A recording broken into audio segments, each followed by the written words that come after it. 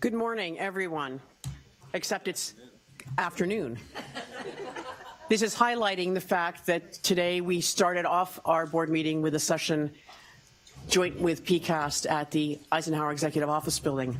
So we are now convening here at the National Science Foundation. It's my pleasure to welcome board members, foundation staff, guests, and members of the public to the 466th meeting of the National Science Board.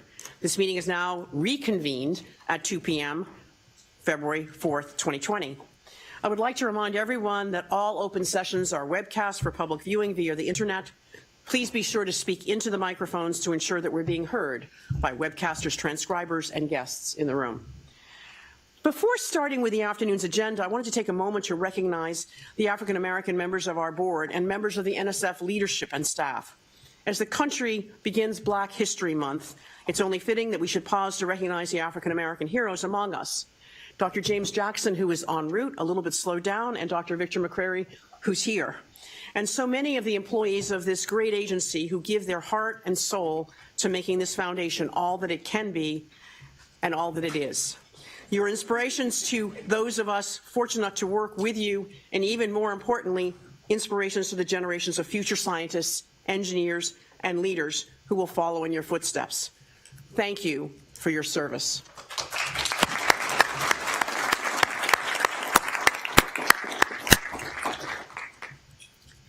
This afternoon, we will start our meeting with a presentation by our esteemed director, Dr. France Cordova.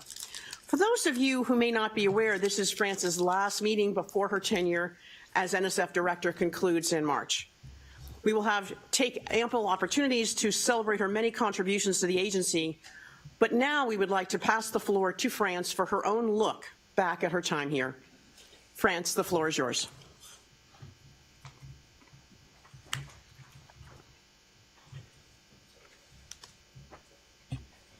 Thank you very much, Diane, and thank you, everyone. It's actually a difficult talk to give. Not as easy as artificial intelligence and quantum research and all. It's to reflect back on 12 years, just amazing 12 years, 6 of them on the board, and with some of you, in fact, Diane and Bud, and then 6 as NSF director. I have to start out by saying it's just been a tremendous, tremendous pleasure to work with all of you on the board and with our tremendous staff there, some of whom are in the back of the room right now or watching. It's just been the job of a lifetime and my very favorite job, but don't tell anyone else. It's just, this is just a terrific agency where people are very committed to the mission, and it just shows in every way. So I'll start by saying that 6 years ago, many people externally did not seem to understand how valuable NSF and the National Science Board are. There was an incredible foundation of support for discovery and discoverers, but few knew about NSF's role in funding and nurturing discoveries. They didn't always make the connections between a breakthrough and between who was funding that breakthrough. So one of my goals was to bring us out of the shadows. As I leave, I think about NSF's accomplishments over 70 years, and especially about the last several.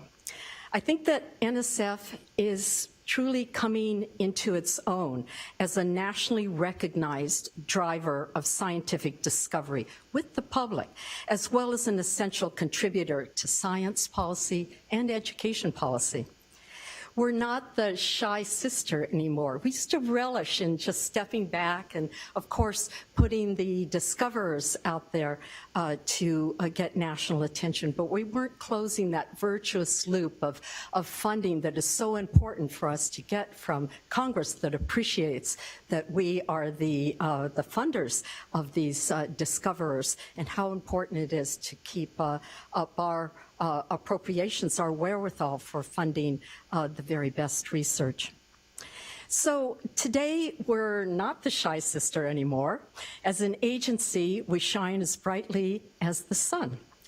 And I note this timely image, if which was last week on the cover, first page of the New York Times. It was an image of first light from the Daniel K. Inouye Solar Telescope, and we were very proud that our own star, the sun, and our newest telescope would make the front pages of the New York Times.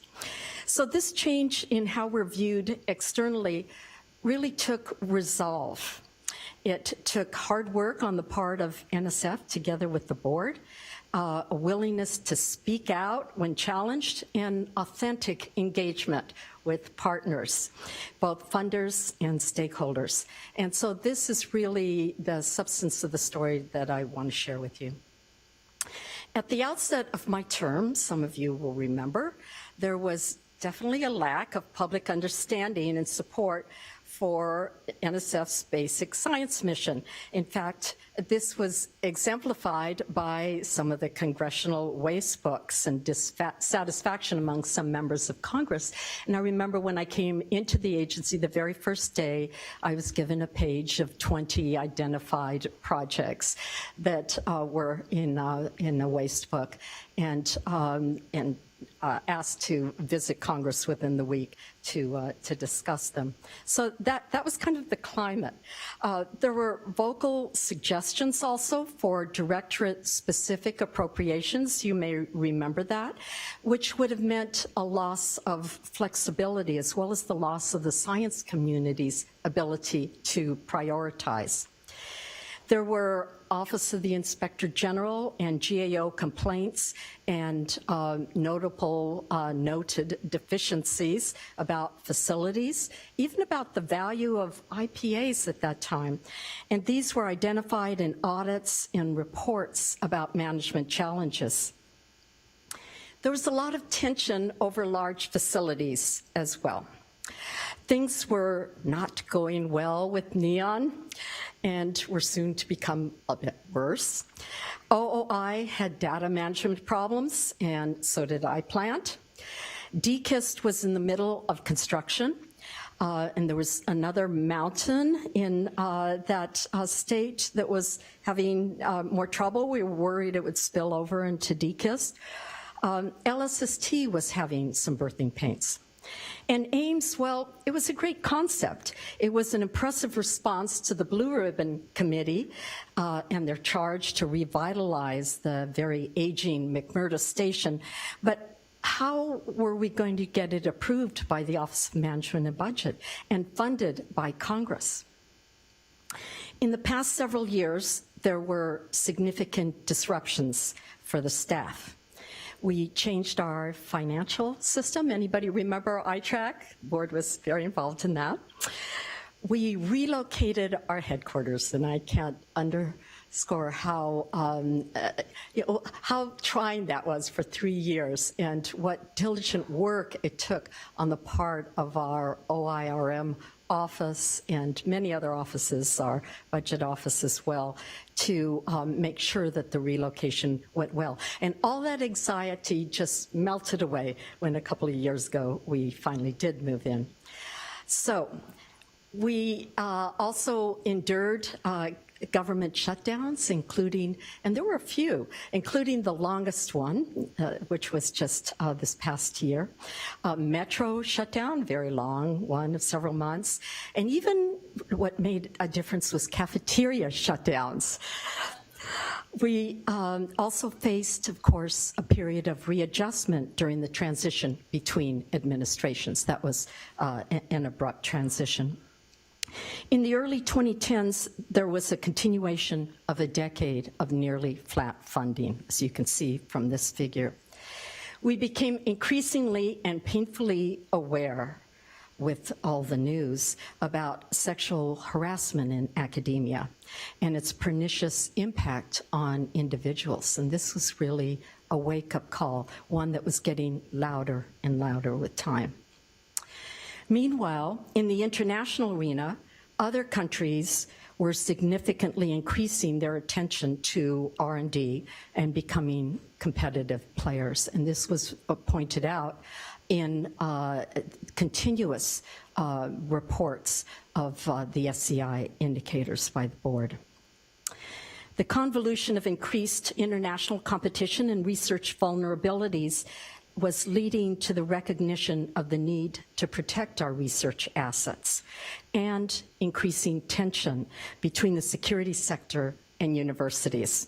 And NSF found itself in the middle of this. What were we going to do? Academia, our customers, the people that we were working with, that we were funding, and the security sector, part of the government and apparatus wanting more security.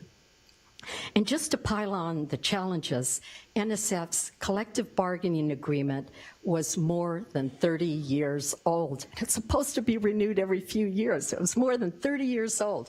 So a renewal was seriously overdue. And we knew that we and the union would need to get together and to do it, to get the job done. So in the face of these kinds of challenges, what did we do? Well, we started out definitely on the defense, as you'll remember. So we increased our defense of the projects that were in Wastebooks, for example, on our website, and we visited Congress to talk about them. And we figured we were very, very good defense. After a year or so, a little more, we thought, well, this isn't going to do. You don't score any points being on the defense. We decided we better try going on the offense and really start to show our stuff. We decided to try a more proactive strategy. So first, we increased outreach and interaction with Congress, and we visited a lot of Congress, and this just shows some of the faces. We engaged directly with members and staff, in addition to testifying at frequent hearings on science and technology. We built our capacity to be proactive around the benefits of basic research. We increased the information our champions have to educate our loudest critics, bolstering our website content. And we really started hiring more and more great leadership within this agency to help us out. For example, our OPA, which has become increasingly so strong under Amanda Greenwell's leadership. We accelerated our internal transparency and accountability initiative. Anybody remember those famous words? We worked very hard on transparency and accountability. We wanted to more clearly articulate the importance and potential impact of grant awards. You'll recall the emphasis on clarifying titles and abstracts. I thank Jim Hamos here for leading that charge with our AAAS fellows and so many program officers throughout the agency. We accompanied Congress on delegations to the Arctic and the Antarctic so they could tour facilities and appreciate our research assets and our scientific goals. Over the past year, over the past several years, NSF has increasingly become a trusted partner to the White House in developing and implementing science policy. We stepped up as a partner to OSTP across both the Obama and Trump administrations. We shared our people. They went there for details. We shared our ideas. We shared our writing. We shared planning. We helped provide support during the transition. We became a major presence on the National Science and Technology Council, which is becoming more and more vibrant. We co-chaired several of their committees, of the 6 committees, and also co-chairing their select committees. And also our staff co-chaired their subcommittees. We co-led and participated in many White House summits, for example, on AI, on quantum, on science education, on the workforce, and we co-authored strategic plans for all of these endeavors, including manufacturing and ocean science, as well as AI and science ed and quantum. Before Kelvin Drogemeyer became the OSTP director, I represented the United States at a number of international venues, including the G7 Science and Arctic Ministerials. So we had that role as well following the transition. We've increased our stakeholder and public awareness through the rebranding initiative. Our social media channels and events with the press are now really highlighting NSF's work. I think they're just doing a great job. We immediately and vigorously addressed issues that were brought to our attention by the Office of the Inspector General and by the GAO, from the annual management challenges to resolution of audit findings. I think we'll remember well, Bud, you remember being the chair of the audit committee when we came in. Well, things have changed a little bit. We really attacked these reports with vigor. We had comprehensive corrective actions on significant deficiencies. And please note the fine print on this slide. No significant deficiencies for the past 3 years. So thank you, auditors. Thank you, BFA. Thank you, everyone, for that. I was worried last fall. We were right there, but we wanted to continue our little hat trick. And over time, we strengthened our relationship with the Office of the Inspector General, and today we have a very collegial and productive relationship, and that is so important in view of some of the issues we face, like science and security. And for that, I want to thank a person in my office, Christina Saris, our lawyer that I hired to help us with such issues. Over the period of the few years, we increasingly took on harassment in science and engineering community, finally through changing our NSF term and condition, which set a standard for other agencies and even abroad, where people have asked us to come and explain how we did that and try to emulate that. And we funded a landmark National Academy study on sexual harassment of women, which turns out to be by far the most read National Academy study and has had tremendous impact. We increased our visits abroad, speaking in many international forums and hosting international VIPs at NSF to continue to foster international partnerships, recognizing their importance. In particular, NSF has been a key part of sustaining the Global Research Council, which was started by my predecessor. And this slide shows the one of the ministerials where we interacted with our colleagues all over the world. We also increased visits to companies and universities to see their innovations firsthand and talk about science policy and engagement among industry, government, and universities. The highlights are shown as represented here, these recent visits.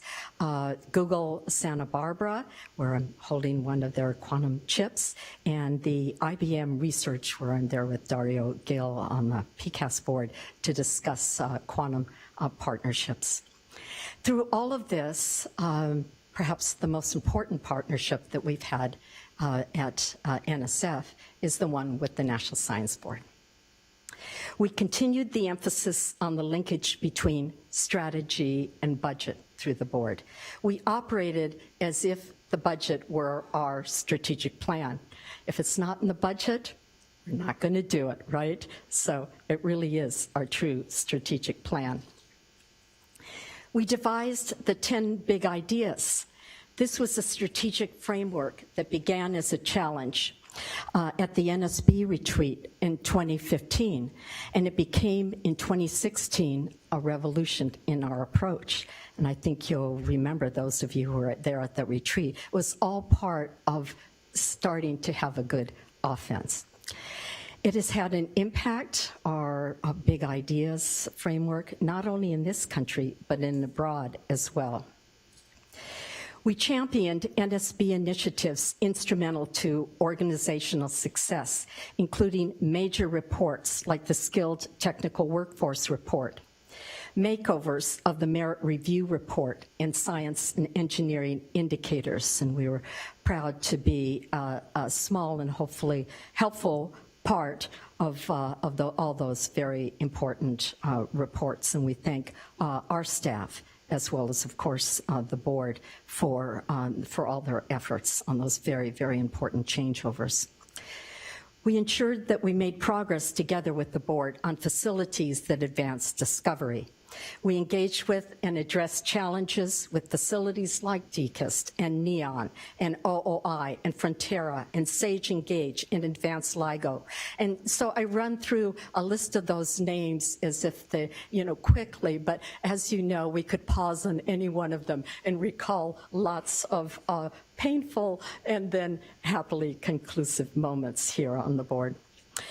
We ensured the modernization of the Antarctic facilities aims in a way that allowed science to continue during the upgrade. And if you remember reading the original Blue Ribbon report done years ago, was that they didn't have a strategy for funding it, and so the idea was to use all the money to do the makeover, the modernization, and to stop the science for a couple of years. Well, actually now we all know it takes a lot more than a couple of years, and we did find a way, and with congressional help and OMB approval, of putting it in the budget so that we can continue to do science at the same time that the modernization is going on. We also advanced a capital plan for the U.S. commitment to the Antarctic stations. We charted a positive course for iPlant and for NEON. We launched mid-scale to terrific community interest, and the board, of course, had a big role in their mid-scale report, and we're just so happy to kick that off. And the interest, $5 billion worth of proposals across the whole mid-scale range shows you how much pent-up need there was for this.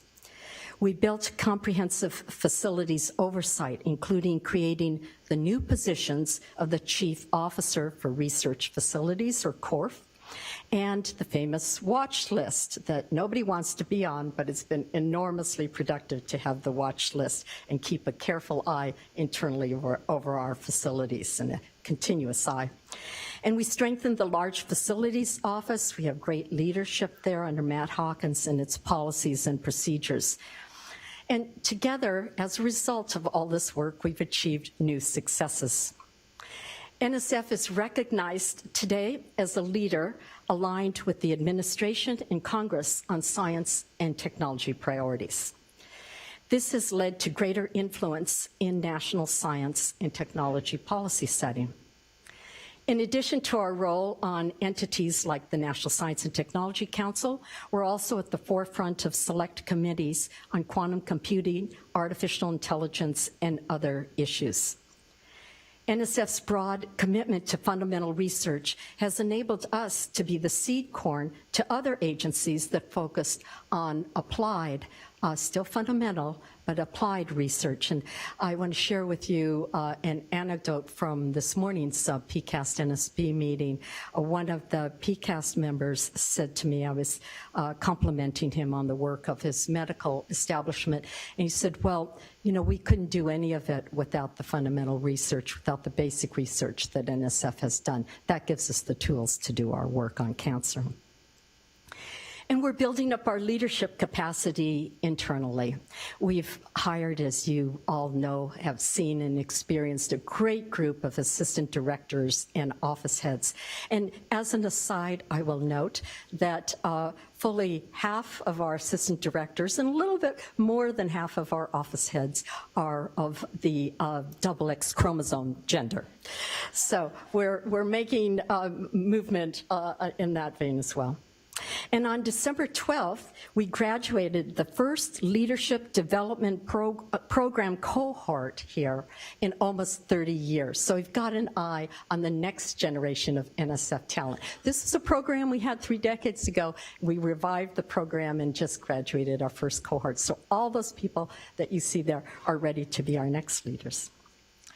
We've significantly lowered congressional skepticism about the science and engineering projects we fund.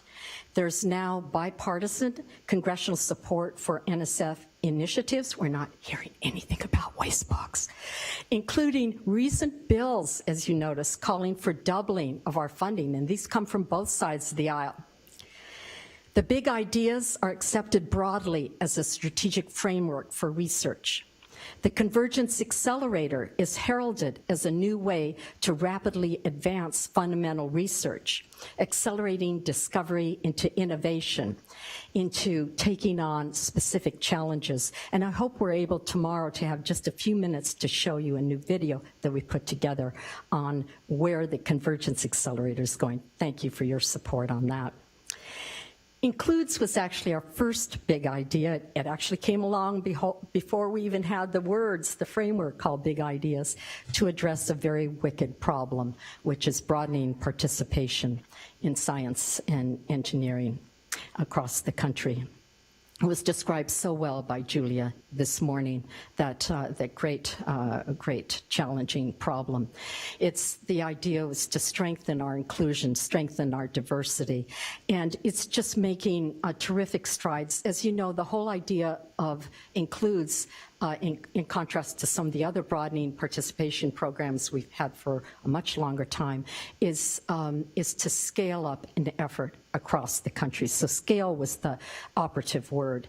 We used a collective action approach. We put an emphasis on sharing best practices through a backbone organization that got principal investigators together all the time. And it's really fundamental that we have continuous evaluation and assessment of the programs there. And you're going to have a treat. After my talk, you're going to see, that was the first of the 10 big ideas. You're going to see the last of them, NSF, not the last big idea, but the last of the 10, NSF 2026 in all its full glory. We've seen budget growth at a few % per year recently. This is particularly appreciated at a time of national and global instability. Over the past 6 years, we've grown the budget by over $1 billion. We dealt with directorate-level funding proposals that came from some in both the legislative and executive branches. We were able to adopt a stewardship model instead as a way to manage the funding of the big ideas and encourage directorates to converge. And this is our way of avoiding directorate-specific funding, even when the idea is big and important, like quantum, like AI, like manufacturing, et cetera. We have an approach through the stewardship model of having a unit manage the money so it can land someplace, but then distributed among competitive proposals presented to all the directorates. And this has really encouraged a lot of collaboration between the directorates, and very fun new ideas and ways of doing things to emerge. And then AICA, you remember the most recent authorization bill of January of 2017 had 29 sections focused on NSF, and I'm pleased to say we've achieved all of them now. We're building strategic partnerships with industries like Boeing and Amazon, as well as with entities like the Simons Foundation and the Kavli Foundation. These are partnerships that are advancing key ideas like artificial intelligence, quantum computing, and building the STEM workforce, including STW, of course. And as Suresh said so succinctly this morning, partnerships are very, very hard. Each one is a very special thing, so we're going to keep working at that. We facilitated affordable use of the cloud for some of Sci's research as a model, and that seems to be going very well.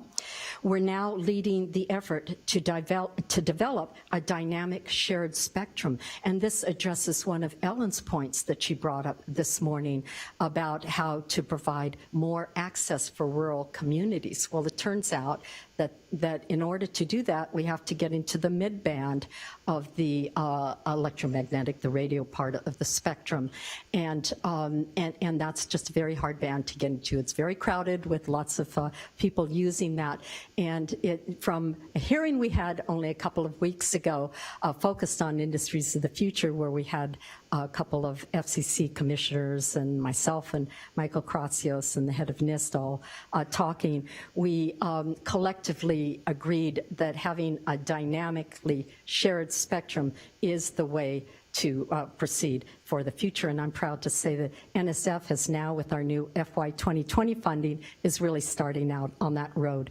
on behalf really of all the agencies and recognized as such. Through our work to combat harassment in the science and engineering community, we've been a leader on important policies in a way that's led others to join our efforts and other nations to emulate us. NSF is among the science agencies leading the response to research security concerns, including procuring and informing the Jason report and requiring standardized disclosures for investigators, which will be mandatory very shortly in April of this year. And we've enabled some of the biggest scientific breakthroughs of recent times. The detection of gravitational waves by LIGO and of extrasolar neutrinos by IceCube, the Event Horizon Telescope's image of the shadow of a black hole, the sequencing of the octopus genome, the first on-chip nanoscale optical quantum memory, and most recently, as I showed in the beginning of my remarks, the DKIS view of the churning surface of the sun. These efforts have helped popularize major breakthroughs around the globe. Science is front page news, and NSF is recognized as an agency that makes it happen. So, where to next? Nobel economists Robert Soloff in 1987 and Paul Romer in 2018 have shown in their work that advancement in science and technology drives much of the long-term growth in GDP. There's growing awareness by policymakers that they need to look beyond the 5-year horizon to understand their investment in fundamental research and appreciate the longer perspective. Our 70 years of history has demonstrated that again and again. Other countries understand this and have been increasing their investments in R&D. Our own investment is also increasing, as you all know from the science and engineering indicators, but most of the rise is by industry interest investing in development, not in the federal government investing in basic research. As NSF's contributions show well, much of the technology that's commonplace today, like the internet, gene editing, additive manufacturing, wireless communication, transportation, started with a single grant to a single person who had an idea. It might not have even been a very big idea, just a pointed exploration into a property of matter or an approach that might improve something that we do routinely. But that exploration turned into a novel finding, and then other clever people turned that finding into tools in companies. What will define NSF's role as a driver of science, technology, and education research and policy going forward? Progress in science and technology is increasingly important to national and international politics, security, and economic growth. This is a return now to the enthusiasm for science and engineering we saw post-World War II and post-Sputnik. People are realizing that what's at stake with the rise of the rest of the world, and we appreciate that we have to step up our game. There's been a new wave of technology and competition, and the new technologies come with important ethical considerations. NSF wants to be at the forefront of this, together with partners, industry partners like Amazon and the Partnership for AI. We're moving away from stovepipes towards a more dynamic way of doing research that welcomes multidisciplinary approaches and convergence. As mathematics has been fundamental to science and engineering for a long time, computer science and data science and computational thinking have become central now to every discipline. NSF has a storied history in the development and expansion of the internet, in fostering research that is keeping the US globally competitive in computer science and developing the computer science and cybersecurity workforce. And NSF will be key in the upcoming quantum net revolution that we're all starting to hear about. NSF will also be a key player in fostering a national research cloud, and we're starting on that trajectory now. The role of partnerships will be increasingly important to foster success across activities, including research as well as workforce training. Interagency collaboration is incredibly strong. However, government regulations can impede partnerships between academia, government, and industry. So we'll have to continue to work on reducing barriers to partnerships in order to accelerate the translation of fundamental research to collaboration, to commercialization. We're partnering with NIST to revise BIDOL to better and faster enable private and public partnerships.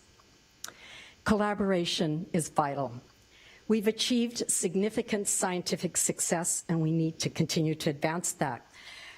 There will be conflicts and challenges, so collaboration across different elements of the scientific community within the U.S.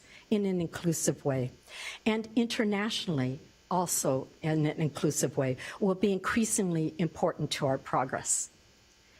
International collaboration is critical, both between scientists from different countries and between the nations themselves. This is especially true in how we address security challenges.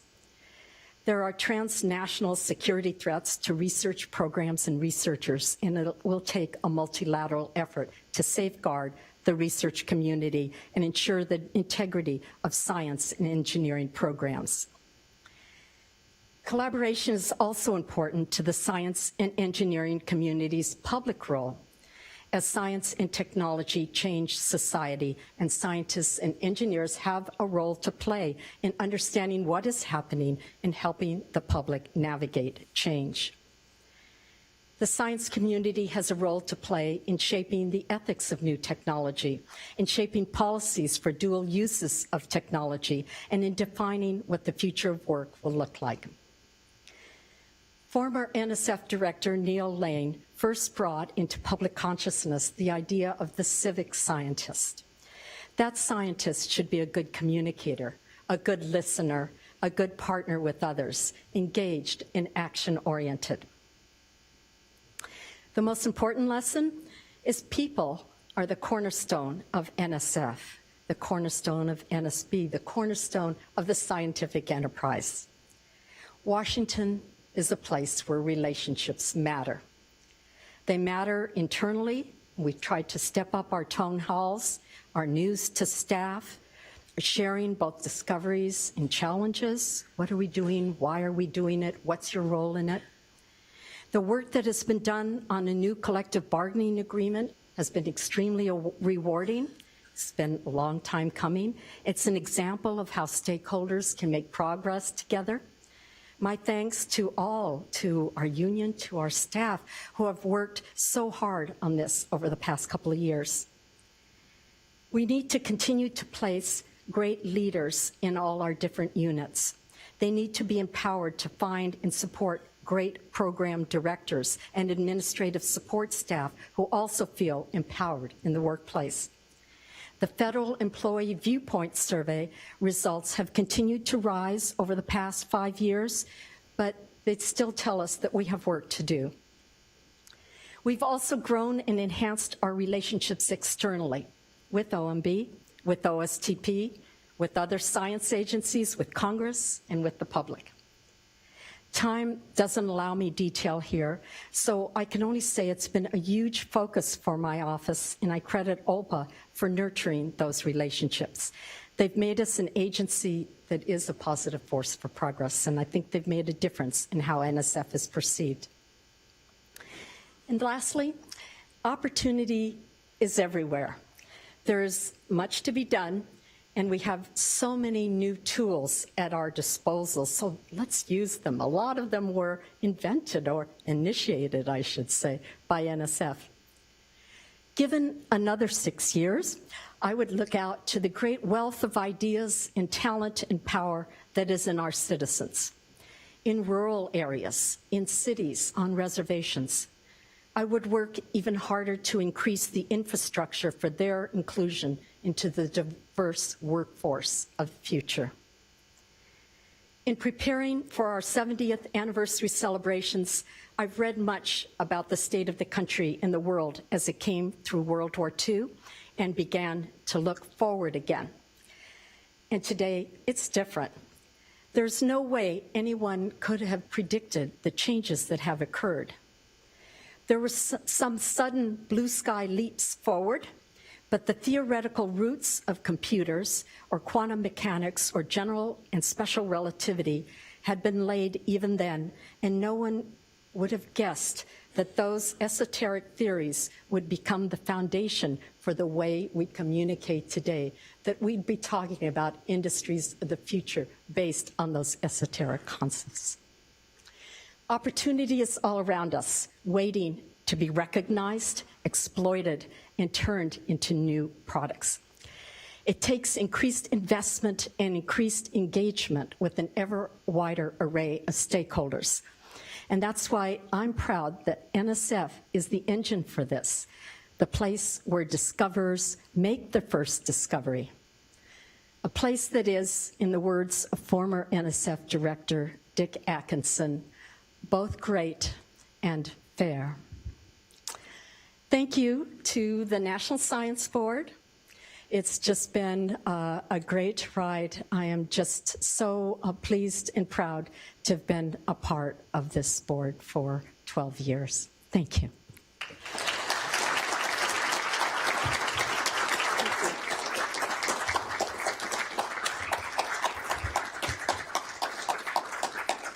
Stay, please. Yeah. Thank you, France, for your wonderful remarks. On behalf of the National Science Board and the staff of the National Science Board office, I would like to present you with a small token of our esteem and appreciation for all that you've accomplished to advance the mission of the agency and to further the pursuit of scientific and engineering knowledge. Your dedication, commitment, and service to the leadership of this agency span over a decade from your confirmation as a member of the National Science Board in November of 2008 to your approaching retirement as director in March. I'm not sure if Bud and I should feel honored or old in noting that we have traveled this journey with you. I will share some more specifics of my own sense of your amazing legacy at the 70th anniversary gala on Thursday evening, but want to mention two items here.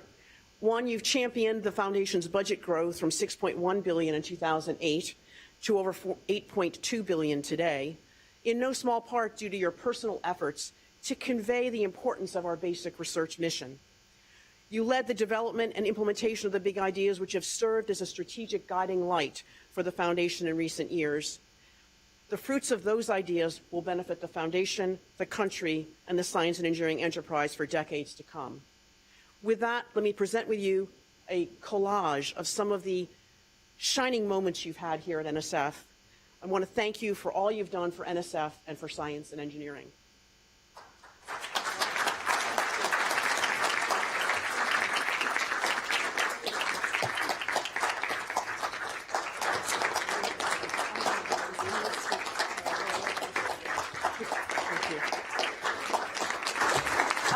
Wait just a minute, France. France, could you say? France. Ellen? Diane, if I could have the floor just for a second. In honor of France's long and distinguished service, both to the board and to the foundation, I would like to propose that the board pass a resolution to memorialize her contributions and legacy. So I was thinking of something like this. Whereas Dr. Cordova has completed her full 6-year term as director, an accomplishment infrequent enough to merit acclamation. Whereas Dr. Cordova served admirably on the National Science Board for over 5 years, including as chair of the Committee on Strategy. Whereas the NSF budget has increased from $6.1 billion to $8.2 billion under her strong leadership and expert strategic direction. Whereas as a direct result of improvements made under her leadership, NSF has significantly improved in oversight, relationship with OIG, management of facilities, and capacity for agency-wide strategy. Whereas the 10 big ideas, particularly the convergence accelerators, represent a bold, necessary direction for the foundation that will benefit NSF for years to come. Whereas during Dr. Cordova's tenure, NSF's profile greatly increased, and the incredible discoveries it enabled, including the first observation of gravitational waves and the Event Horizon Telescope that produced an image of a black hole, captivated the world. Whereas Dr. Cordova's leadership in diversity and inclusion and strong stance on harassment have positively impacted the science and engineering research environment across the country. Therefore, be it resolved that the National Science Board honors France A. Cordova for her tremendous internal and external contributions to the National Science Foundation as its 14th director. So moved. Second. Is there any discussion? All in favor? Aye. Any opposed? The resolution is voted. Thank you, Dr. Cordova.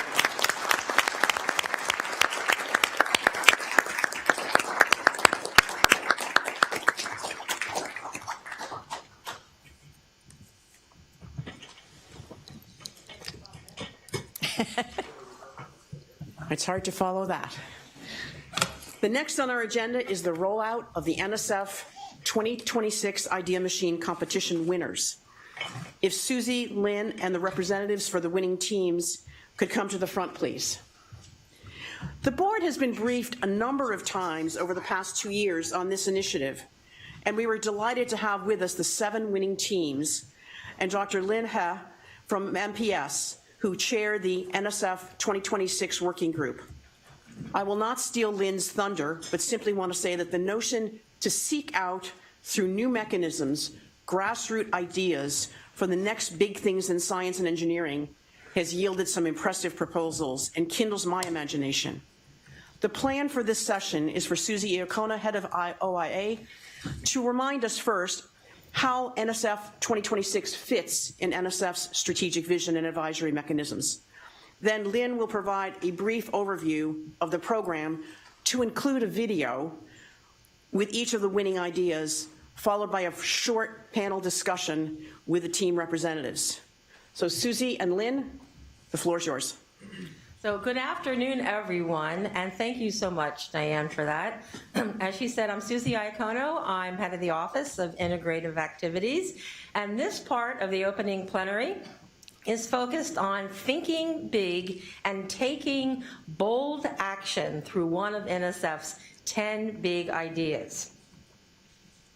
When the director and senior leadership put NSF's big ideas into play back in 2016, we really didn't know how strongly they would take hold or what exactly they would mean for us. But today, we know that they provide a model for global leadership at the frontiers of science and engineering, as well as enabling a number of new mechanisms and structures that allow our research programs to flourish. Today, we focus on the NSF 2026 Idea Machine, one big idea that had as its goal generating other big ideas. These ideas set the stage for breakthrough research in STEM and STEM education through the nation's 250th anniversary in 2026 and beyond. Okay, with that, I am now going to turn this over to Lynn He, the chair of the NSF 2026 Working Group. Thanks, Susie. Good afternoon. I'd like to begin by thanking you for the opportunity to present you the winners of the NSF 2026 Idea Machine competition. The NSF 2026 Idea Machine is a competition to engage researchers and the general public in surfacing challenging questions to drive future fundamental research. This is an experiment for NSF. We have a number of existing ways in which we gather input on emerging research challenges from various stakeholders. With this Idea Machine, we're exploring a new way of complementing this with a broader public engagement approach to help ensure that we develop long-term research agendas that are inclusive, innovative, and in touch with the interests and priorities of the American people. We received 800 entries from more than 1,100 contestants. The submitted entries went through 5 selection stages, including a public comment phase. A blue ribbon panel of 12 external eminent broad thinkers recommended 7 ideas that were found to be exciting, ambitious, creative, and highly interdisciplinary. Investment in any of these areas could lead to major scientific breakthroughs and significant societal impacts. Here is a video of these winning entries. NSF 2026 Idea Machine, an exciting, ambitious prize competition launched as part of NSF 2026, one of the Foundation's 10 big ideas. A competition like none the National Science Foundation has ever sponsored. Open to all genres in STEM and STEM education. Open to all challenges and mysteries facing humanity. Inviting everyone to help identify compelling research themes that will take root by 2026. NSF 2026 Idea Machine is itself a grand experiment, throwing open the doors to imagination, seeking different perspectives on unique and exciting research opportunities, risk-taking in areas that might not fit inside the box of any particular NSF program. More than 1,100 people from across the nation, nearly every state, answered the call. People from all walks of life, from high school classrooms to research labs, industry, academia, from teenagers to retirees, some as individuals and some in teams. 800 entries, ideas, themes, priorities, as diverse as the people who sent them. Strategies for building construction on other planets, harnessing cellular plasticity for breakthroughs in medicine and robotics, STEM teaching and learning incubators, a platform for gamers to help scientists solve problems, even geomimicry, taking lessons from the Earth for safer chemical processes. Over the course of a year and 5 selection stages, with more than 1,100 public comments submitted and a blue ribbon panel of experts, 7 entries rise to the top. All best illustrate impacts could be made by investments that cross boundaries in innovative ways, fill recognized gaps in our knowledge, take advantage of new opportunities. Here are some highlights about the winning entries.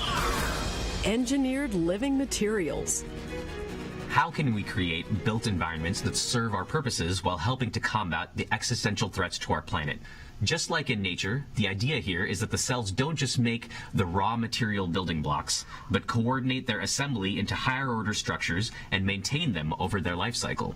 The resulting materials could have features that are common in biology, but rare in most existing materials, like self-regeneration, self-healing, self-regulation, and environmental responsiveness. Ideally, living materials would look and function like any of the materials we already use. In order to advance this big idea, it will require the cooperation of biologists, material scientists, engineers, product designers, manufacturers, social scientists, and politicians. Our big idea would push the boundaries of what can be accomplished in these fields and lay the groundwork for a world made of sustainable, self-regenerating, and environmentally friendly materials. From thinking to inventing. We are currently facing a stream of unprecedented challenges at a global scale.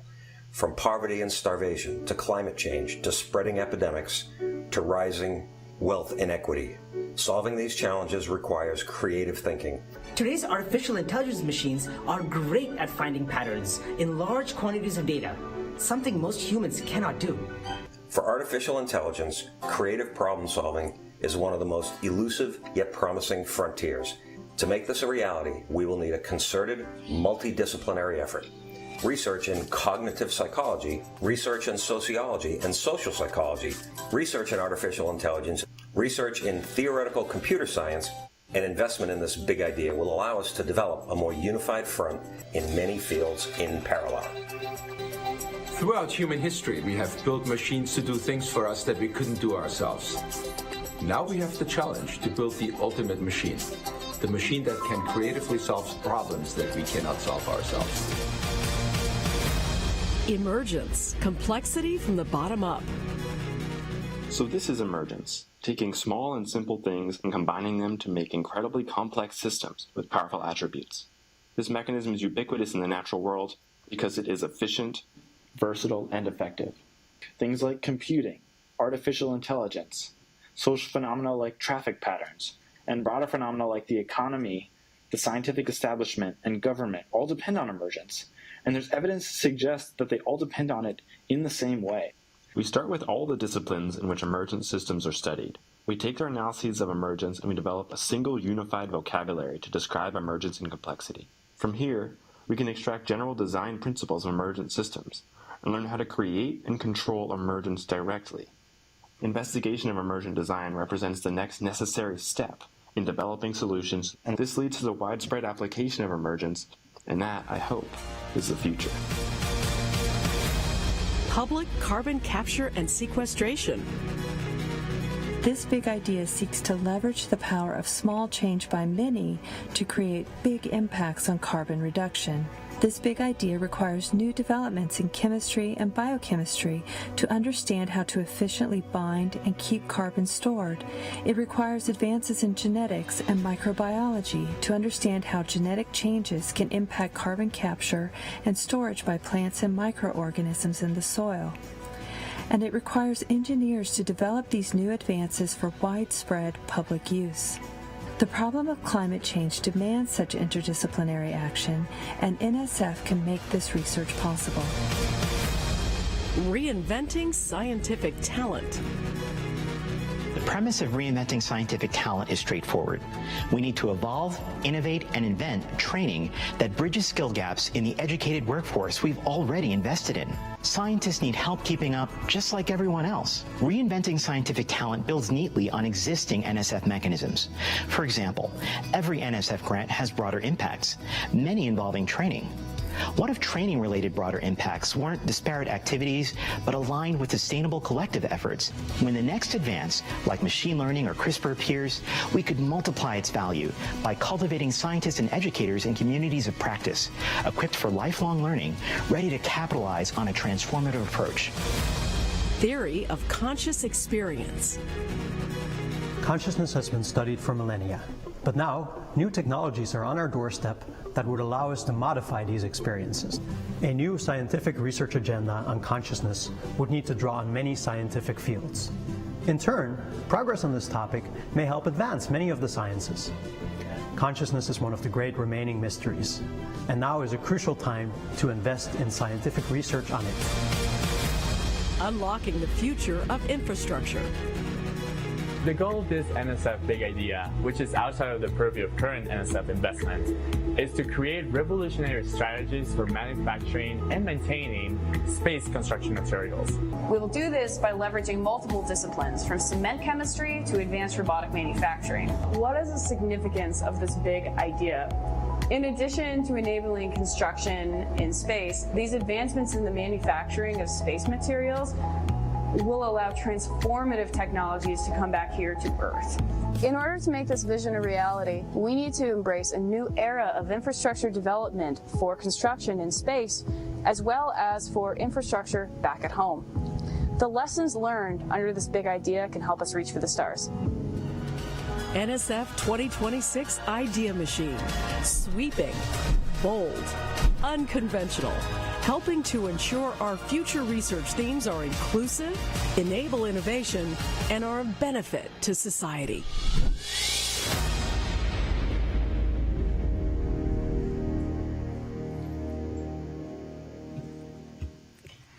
We're very pleased that all of the winning entrants are here with us today. Some of them are sitting at the big table with me together. Some of them, the team members, are sitting in the audience. So I will introduce each team, and when I call out the team entries, please do stand up so people can see you on both sides. So the teams are in alphabetical order. Emergence, complexity from the bottom up.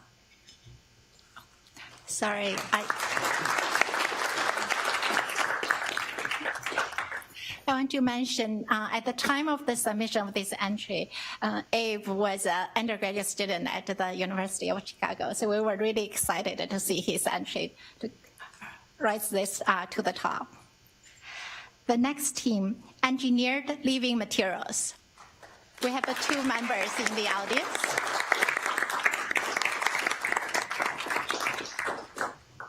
From thinking to inventing.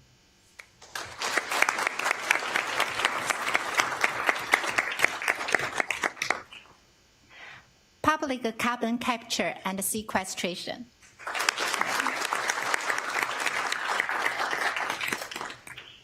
Reinventing scientific talent.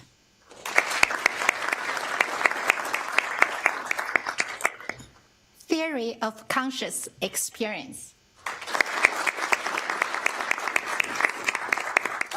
And last but not the least, unlocking the future of infrastructure. Is a team member.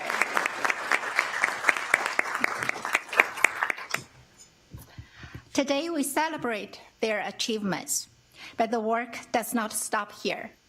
NSF will continue engaging the research community to develop the idea machine entries into thoughtful, cross-cutting research agendas. NSF will continue exploring new ways to stimulate the growth of new research areas around societal grand challenges and promoting greater public engagement with science. Thank you.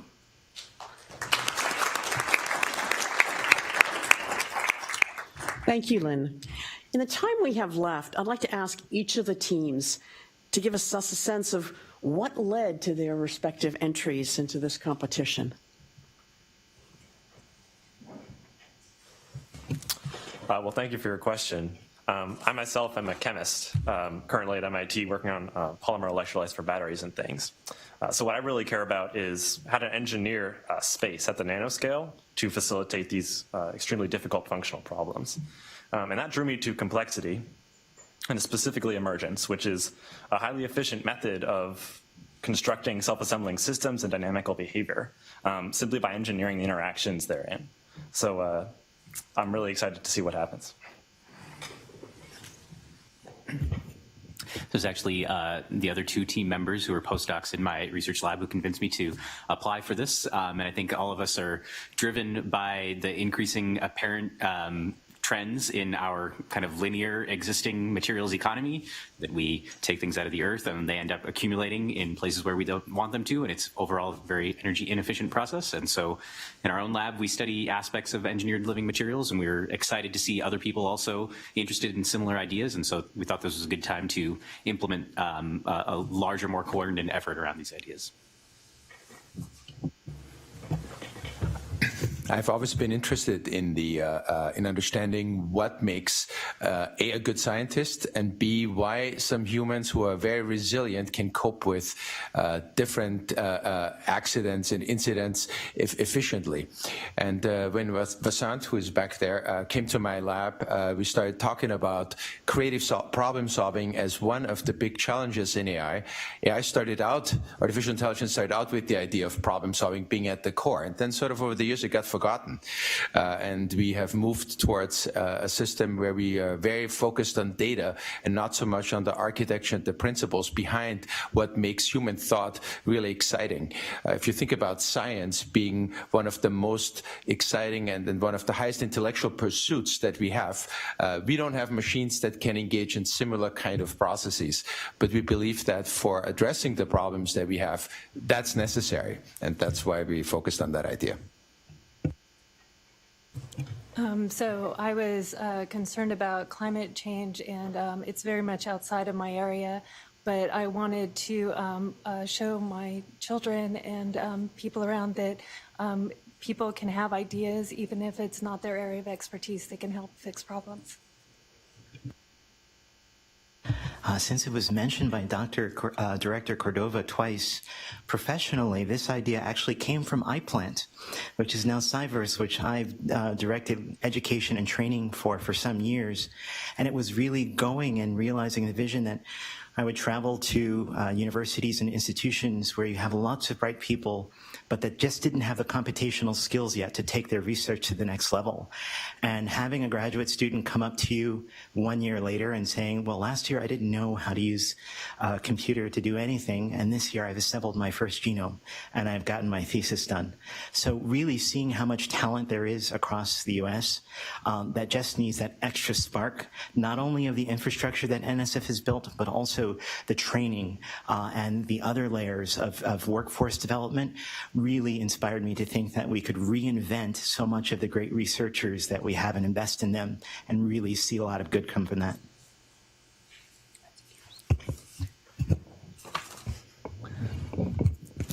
I've always been fascinated by consciousness and just as it being one of the great remaining mysteries.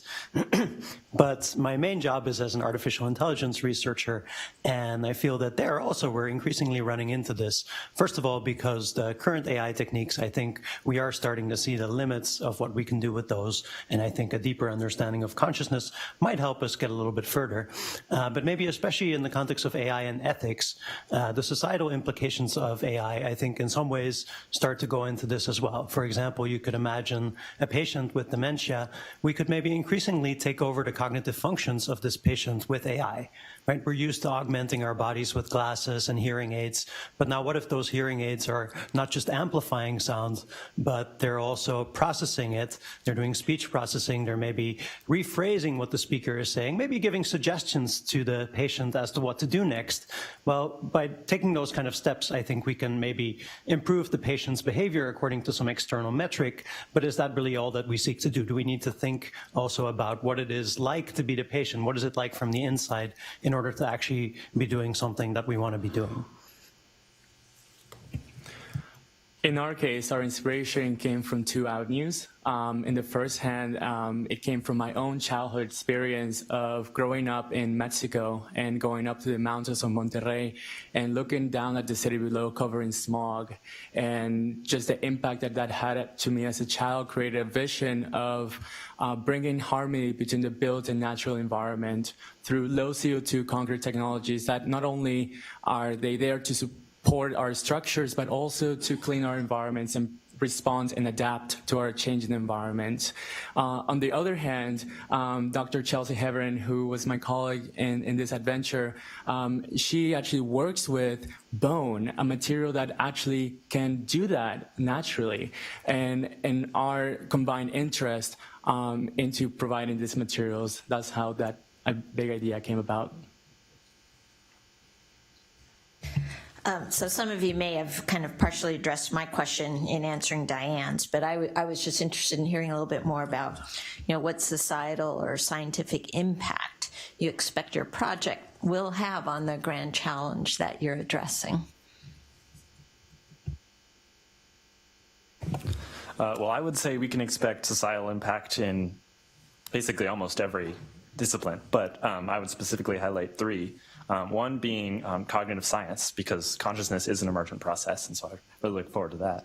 Another would be molecular sciences, which I've already spoken a little bit about, constructing nanoscale order and complexity. And then the third would be macro-scale resource distribution systems, such as the Postal Service, the energy grid, and other extremely large and difficult problems where small parts have to cooperate to create a greater goal, right? So all of those things, I think, can see the largest, most immediate growth. I would say the societal impacts of engineered living materials are that we would want to change our entire built environment to be more sustainably made and maintained and regenerated, recycled. And so if we're to focus on maybe a few high impact areas, I would say packaging would be a good one. These are materials that are made in huge quantities across the planet, and they are made for short-term use, but they are extremely stable and end up accumulating in places we don't want them, causing huge problems. And so that would be an excellent place to start in terms of making engineered living material versions of those that behave better in terms of their entire life cycle. There are also exciting opportunities in medicine in terms of leveraging the microbiome, which are cells, bacterial cells, and other microbial microbial cells that live inside and on us and perpetuate themselves throughout our life cycle. Those could be, if we could leverage those to be medicines, to play therapeutic roles, that would be amazing. And just one more that I would say is in the realm of building materials. So I mentioned this morning that there are already proofs of concept for things like self-healing concrete with embedded microbes in them that can heal cracks as they're formed. And so I think the seeds of ideas like this have already been planted, and it'll be exciting to see how we can engineer versions of these living systems in order to even further push their performance. I think that machines that can creatively solve problems, maybe even invent the problems that they solve because they need to be solved in order to go towards a larger goal, can impact every aspect of our lives. It may be that we might be able to solve some of our big problems, such as climate change, right, that we've talked about, or inequality, or the income gap, or the distribution of resources, right, the health insurance problem, all of these. But it may also be that we won't be able to do it in time, or that there are problems that are just too complex for us to solve. I don't think that that should be the end for us to give up, but it might be that by developing machines that can have larger resources and capacities for problem solving, that they might be able to tackle those. So in addition to that, I think we can learn something about us, and because this research that we propose is necessary for understanding how people creatively solve problems individually and in groups, that will tell us about how people function as well. So my idea for bringing carbon capture and sequestration to the public really relies is aimed at addressing climate change. And most of the effects of carbon capture and sequestration are thought of in terms of large-scale capture or industrial-scale capture. And so to bring it into our day-to-day lives will really require advances in terms of material science, genetic engineering, interact with different ways of thinking about our existing infrastructure and developing infrastructure. And so I think there's a lot of opportunities for just fundamental advances in science to think about how rethink the way in which we have strategies for carbon capture and sequestration. But beyond STEM, also thinking in terms of we want to develop safe solutions that the public will actually engage with in their day-to-day lives. And so we will also need to be thinking in terms of ethics, sociology, education for making advances for engagement with those. To answer your question about what would be the impact, I have to ask you and every person in this room to use their imagination. And the question is, if you could complete another degree, or if you can go back to school, what subject would you choose? And probably you've seen a talk here at NSF, or you've seen a research article and you thought, ooh, that would be a great thing if I could just go back. Now, reality aside, I can't send you back. We can't go back and have another 20 years of education. But somewhere between redoing your entire career and spending one afternoon going to a workshop and learning something, there are so many principles of education and so many principles of connecting the things that we've already built in terms of learning that we could do a lot better job at focusing investigators and preparing them with just those few critical skills that they need to pay attention to, help them avoid the ones that they actually don't need as much as they may think, and really focus that scientific talent so that as investigators are positioned and they know they need to go to the next step, it's not just a matter of I need a new computer or I need a new research instrument, but I know exactly where I need to target my learning to take me and my colleagues or my lab to the next step. And so that's what I hope that the impact would be for each person. They can imagine it, what it would be for them.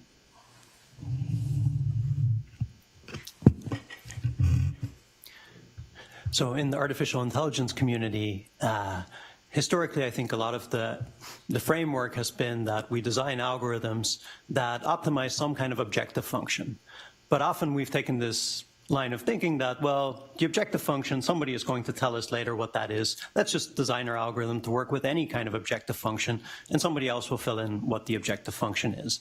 And now that AI is being broadly deployed, we're seeing a lot of the shortcomings of this approach, right?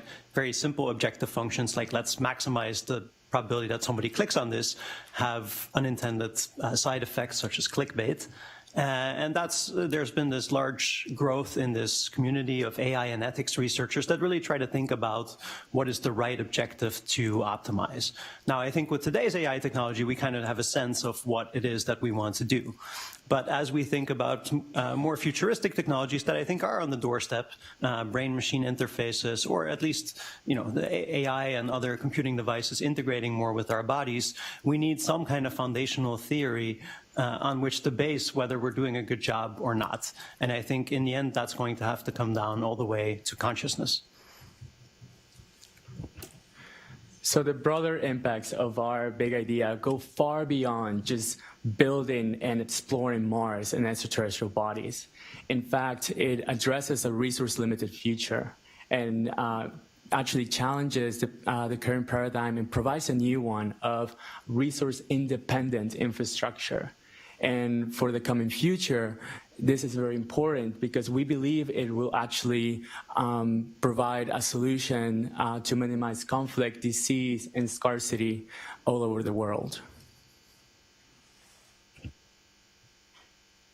So we have a couple of extra minutes for a couple comments. I see Suraj. Yeah, Jason, to your question, my answer would be I want to work in each of your labs, but maybe you don't want me in your labs. So I just have a comment really congratulating you. And, we were talking all morning about how to grow the respect for and prominence of science and technology in the nation. And I have no say in this, but if I did, I'd want all of you to be special guests today at the State of the Union and not all the ones that show up. So congratulations. Any other comments or questions from the board? Punch. Thank you. Wonderful, wonderful presentations. Great work. I was just going to ask, picking any one of the topics, there are other, in carbon sequestration, for example, there is this mechanical trees idea and so on that comes about. So how do you expect to converge these ideas that are there in terms of crowdsourcing similar thoughts and ideas, maybe some complementary, some overlapping? How do you anticipate bringing that all together as you're thinking about this for the future? Well, I guess I imagine this as one more toolkit in a whole set of toolkits. So I think of the metaphor that you can't build a house with just a hammer. So you can't solve a single problem with just one tool. So I think it's one more tool in the entire toolkit that we could develop. So, yeah.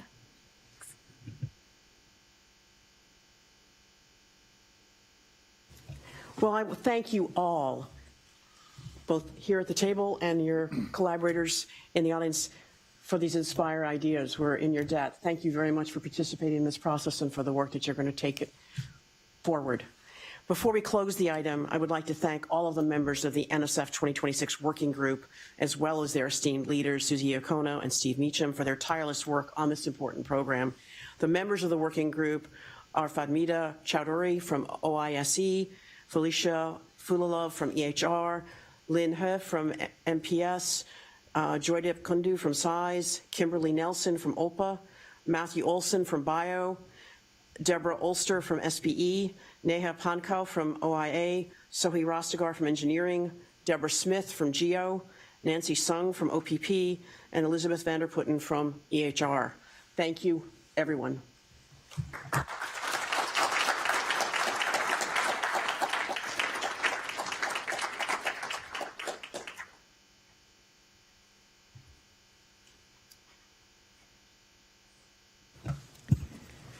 So rather than going through the entire agenda at this point in the proceedings, let me just point out a few highlights for the rest of the meeting.